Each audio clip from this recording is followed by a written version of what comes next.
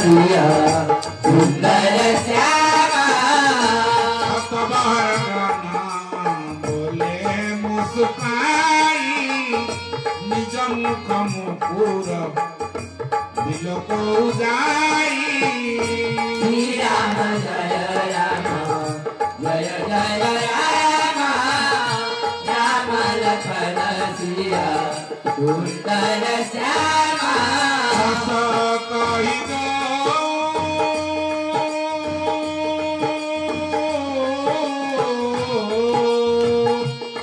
हस कहि दो भागे भय भारी बदन बीत निहारी श्री राम जय राम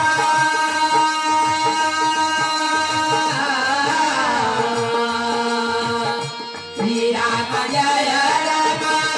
जय जय राम राम लखन सिया सुंदर श्यामा सुदिलो की धोती बाढ़ा तिनहि जरात दिनवती गाढ़ा श्री राम जय राम जय जय राम राम लखन सिया सुंदर श्यामा भोलानंद कंद भगवान की जय सेई समाज रे भगवान नृपतनु साधारण राजा रूप धारण करी जाइकी बसी गए हां पहले तेई धरी नृपतनु तो गए कृपाला कृपाल प्रभु राम नृपतनु राजा रूप धारण करिकी राजपुत्र धारण रूप धारण करिकी जाइकी कृपालु जाइकी बसी गले कुआरी हरसी मिले जय माला कुआरी विश्व मोहिनी जेमिति देखिला भगवान को सी तो तांकर भ्रुभंगिरु सृष्टि हेची जेमिति भगवान को देखि देला राज रूप रे राजपुत्र रूप रे बसी के जाई बसी जंदी ई विश्व मोहिनी कोन कला तांकर गळा रे पुष्पमालाटी देई देला परे दुल्हनी लई गई लक्ष्मी निवास भगवान कोन कले ए दुल्हनी की बहु को लेकी विश्व मोहिनी की लेकी लक्ष्मी निवास लक्ष्मी निवास को नेकी पळेले वैकुंठ को नृप समाज सब भयो निराशा नृप समाज सब राजा माने कोन निराश होई की फेरिले जे जा रास्ता रे गंतव्य रास्ता रे फेरिले हैं जेमति फेरिले मुनि अति विकल नारद को मन अति विकल मुनि अति विकल मोह मति नाठी एमिति मुह अठा पड़ी गला उठ अठा पड़ी गला नारदंकर हां से कहले मुनि अति विकल मोह मति नाठी मोहरे मुह पड़ा पड़ी की एकदम उठ हां झापटी की उठ कोन करती अठा बांधी देलानी उठ पूरा तो इत विस्तत हे की मनी गिरी गई छूट जनी गांठी गंठी फिटी गिरी जेमती मणि मुक्ता गुडा हां सते पड़ी जाई छी नारदंकर मणि गुडा मुक्ता गुडा बांधी की गंठी करी पूजला बांधी की थिला कानी रे खसी गला की गंठी फिटी की एक प्रकार इतस्थित है कि नारद मोह कला पड़ की एकदम चिड़चिड़ी है कि कौन कहले मुनि अति विकल मोह मति नाठी मोहरे एमिति नाठी जेमती लठा बांधी देछि उठ मोहरे एमिति लाठी हे जंदी मनिगिरी गई छूट जनी गांठी जेमती छूट अर्थ छुटी गला फिटी गला गंठीटा मणि गुडा सब पड़ी गला कि बिछड़ी गला कि जीवन संपत्ति सब पड़ेला ए प्रकार अनुभव करुचंती तब हरगन बोले मुसुकाई ए प्रकार देखिकी नारदंकर मन गति की व्याकुलता को देखिकी हरगण माने सेते बेले कहले दुई जन जो हरगण थिले से हरगण तब हरगण बोले मुसुकाई हसी हसी की से हरगण दी जन कहले कोन ना निज मुख मुकुर बिलोको जाय तो मुकुर माने दर्पण तमे जाई की दर्पण रे निज मुखटा को आगे देखो तापरे जो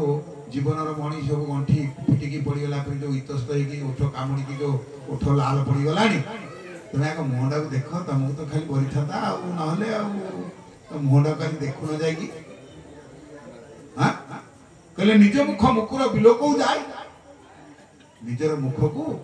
मुकुर रे बिलोको माने देख जाए केमितिका मुख पाइछ तुमको न परिकी आप का परिथा ए प्रकार जो अट्टहास करछन्ती अस कहि दो भागे भय भाई ऋषि के ए प्रकार कथा कहि दे कि नारद को भय रे भागी थाई दे दी जन जाको ये हरगण दी जन जाको काले कोप करके हमको हां अभिशाप दे देबे कि ए कथा को कहि भाबी कि अस कहि दो भागे भय भाई ये दी जन जाको कोन कले एमिति नारद को टाइट परा करि कहला बढ़िया मुख होइति किंदिया मुख होइति देखु आकु न बोली कि आ कोन नरक बोलता कि जाउनु मुख रे देखियो दर्पणटा को देखियो मुख रे ए कथा जेतला कहि दे कि ये दी जन जाको डरे भागी